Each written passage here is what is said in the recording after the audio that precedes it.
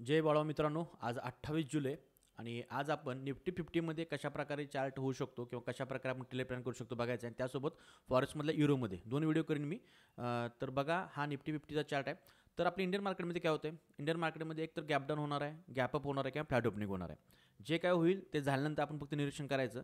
त्यानंतर एक 15 मिनटं, पहिले 15 मिनटं मार्केटमध्ये होल्ड केलं पाहिजे, कारण पहिल्या 15 मिनटामध्ये सगळं जे काय असतो ते एकदमच मार्केट सुरू झालं असल्यामुळं बऱ्याच जणांचे स्टॉप लॉस हिट करणं किंवा बऱ्याच जणांच्या पोझिशन क्लोज करणं ह्या सगळ्या गोष्टी घडतात. त्यामुळे पहिले 15 मिनटं थोडंसं मी होल्ड करतो. त्यानंतर काय होऊ शकते समजून चला, तिन्ही सिनेरियोमध्ये आपण विचार करूयात.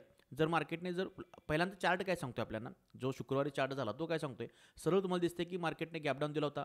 25,000ची एक सायकोलॉजिकल लेवल होती, ती मार्केटने चांगली ब्रेक केली, त्याच्याखाली स्टॉप लॉस खाल्ले मार्केटनं. आणि त्यानंतर मार्केट थोडं प्रॉफिट बुकिंग झाल्यानंतर मार्केट एकदम सेलिंगमध्ये गेलेलं आहे. इथं सेलिंगमध्ये गेलं मार्केट, इथं थोडेसे बायर ॲक्टिवेट झाले किंवा प्रॉफिट बुकिंग झालं, त्यानंतर पुन्हा एकदा सेलिंगमध्ये गेलं आणि परत आपल्याला ही एक लेवल दिसते, ही एक लेवल दिसते की इथं मार्केट बाय साईडला आलेलं आहे. म्हणजे आता काय दिसते मला, तर ह्या ठिकाणी जे सेलर आहेत ते स्ट्रॉंग आहेत. इथं जे कोण सेलिंग करून गेलं असेल मार्केटला ते स्ट्रॉंग आहेत. इथे सेलिंग केलं असणार आहे, कारण थोडा पुलबॅक दिसतोय. आणि या ठिकाणी प्रत्येक स्विंग ठिकाणी सेलिंग दिसते.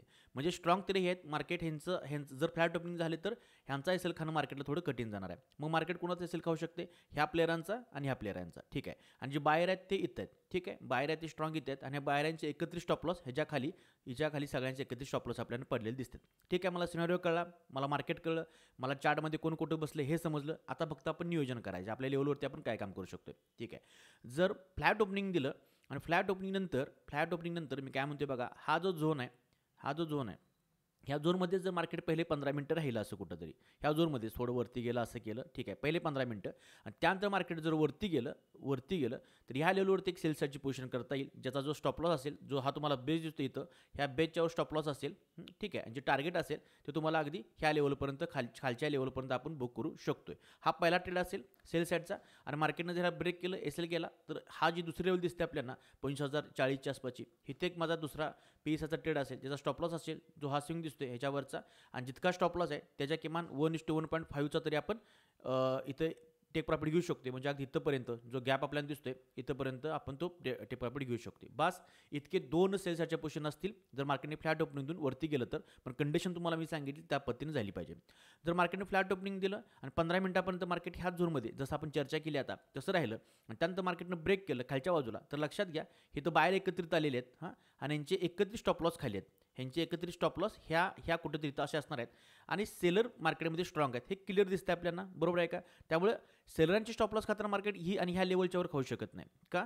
ह्या लेवलला तर मला वाटतं रिस्पेक्ट मार्केटने चांगलं केलं पाहिजे. 15 मिनिटांतर आल्यानंतर ही लेवल आपल्याला एक 100% वर्क झालेली दिसेल. कारण हे जे सेलर आहेत ह्यांना वाचण्यासाठी शेवटची संधी असणार आहे. मार्केटला त्यांनी खाली बाउन्स इथून मार्केटला खाली ढकललं पाहिजे, अन्यथा यांचीसुद्धा स्टॉप लॉस जायला सुरुवात होणार आहे. ठीक आहे, सिंपल आहे. त्यानंतर मार्केटनं जो ब्रेक केलं खालच्या बाजूला, आपण खालच्या बाजूला सिनेरिओ बघतोय 15 मिनिटांतर, तर स्टॉप लॉस ह्याच्या खाली एकत्रित असल्यामुळं मार्केट फास्ट खाली जाऊ शकते, एकदम फास्टमध्ये मुवमेंटमध्ये खाली जाऊ शकते. ठीक आहे, मग 15 मिनिटांतर मार्केटने जे स्टॉप लॉस खाल्ली आणि फास्टमध्ये मार्केट खाली आलं, तर ह्या लेवलला एक बाय साईडची पोझिशन आपली असेल, जी की असेल 24,730च्या आसपासची. ठीक आहे, ह्या साईडला एक बायची पोझिशन असेल आणि तुमचं जी काय अमाऊंट आहे त्यावर तुम्ही ते तुमचा रिस्क रिवॉर्ड निश्चित करून ठेवा.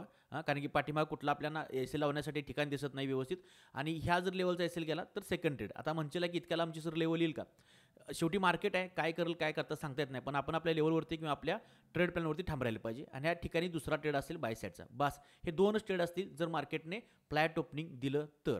ठीक आहे, मग आता मार्केटने फ्लॅट ओपनिंगचा सिनारिओ बघितला, मग मार्केटने समजा गॅप अप दिला, गॅप डाऊन दिला तर मला वाटतं चांगलं वर्क होईल मार्केट आपलं. पण गॅप अप दिला तर गॅप अप कुठे देऊ शकते, ते एक साधारण ह्या लेवलच्या आसपास देऊ शकते, कारण ह्या लेवल स्ट्रॉंग आहेत. आणि इथं जर ह्याच्यावरती गेलं तर मार्केट थोडंसं एसेल जास्त खाण्याची शक्यता आहे. पण आपण एक आता कुठे गॅप अप दिलं सांगता येत नाही, पण आपण साधारण इथून पकडून चालू की ते गॅप अप दिल.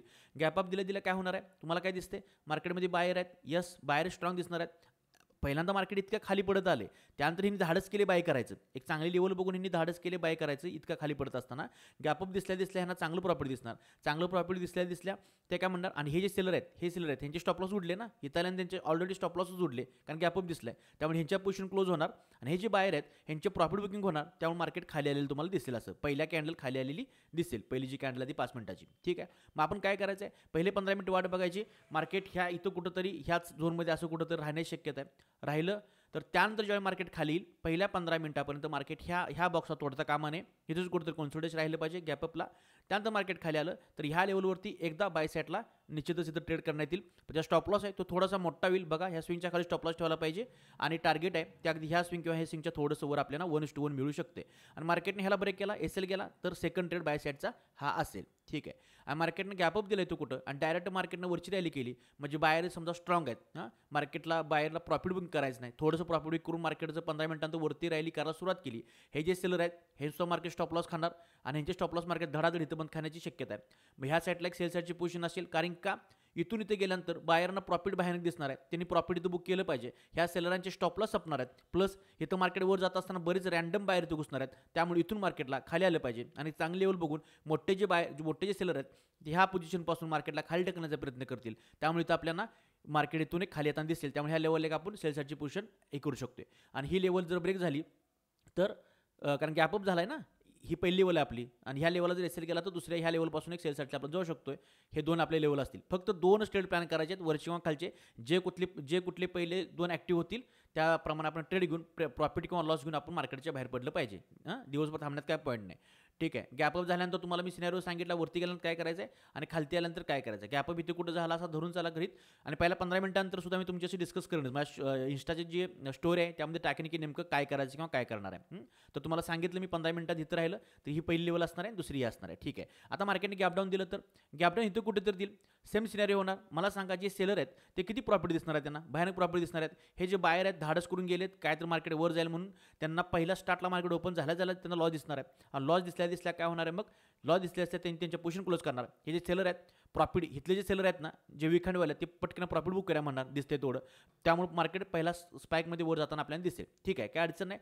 मार्केट पहिला 15 मिनिटापर्यंत जर ह्या पिवळ्या लेवलच्या खालीच राहिलं तर त्यानंतर ही जी पहिली नीड लेवल आहे ह्याच्यावरती एक सेल साईडला आपण पोझिशन करू शकतोय. त्या स्टॉप लॉस जो आहे तो तुम्हाला ही जी कॅन्डल दिसते ना, ही स्ट्रॉंग कॅन्डल रेड ह्याच्यावरचा ह्याच्या आसपास कुठेतरी असेल. ठीक आहे. आणि दुसरा जो आपल्या पोझिशन असेल ती ह्या लेवलला, ही लेवल स्ट्रॉंग आहे, इथून सेल साईडला बसण्यात काय हरकत नाही आहे. आणि त्याचा स्टॉप लॉस असेल तो ह्या बेसच्या वरती आपल्याला कुठेतरी बघायला मिळेल.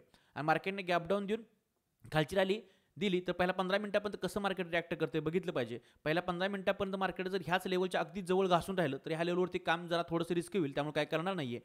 पण पहिल्या 15 मिनिटापर्यंत मार्केट असंच कुठंतरी राहिलं आणि ह्या लेवलपासून मार्केटने एक ठराविक अंतर सोडलं तर हा पहिला आपला ट्रेड होईल आणि दुसरा ट्रेड तुम्हाला मी सांगितलेला आहेच. पण पहिल्या 15 मिनिटापर्यंत मार्केटनं ह्या लेवलला घासून असं राहिलं तर इथं काही करायचं नाही. मग आपण खालच्या जे लेवल आहेत त्या लेवलवरती आपल्याला काम करता येईल. मला वाटते सगळे सिनारिओ तुमच्याशी डिस्कस केलेत. आता फक्त मार्केट कसं ओपन होतं हे बघणं गरजेचं आहे. मार्केट ओपन झाल्यानंतर 15 मिनिटं पहिला तर आपण थांबलं पाहिजे, त्यानंतर आपल्याला एक चांगला लेवल आणि चांगला ट्रेड सापडतोय. जे काय होईल त्या स्टोरीमध्ये तुमच्याशी मी शेअर करीन माझ्या जे काय प्लॅन ट्रेड असतील. तो स्टोरी नक्की बघून घ्या आणि आपल्या इन्स्टाला आणि टेलिग्रामला आणि यूट्यूबला फॉलो करायला विसरू नका. धन्यवाद. जय बाळूमामा.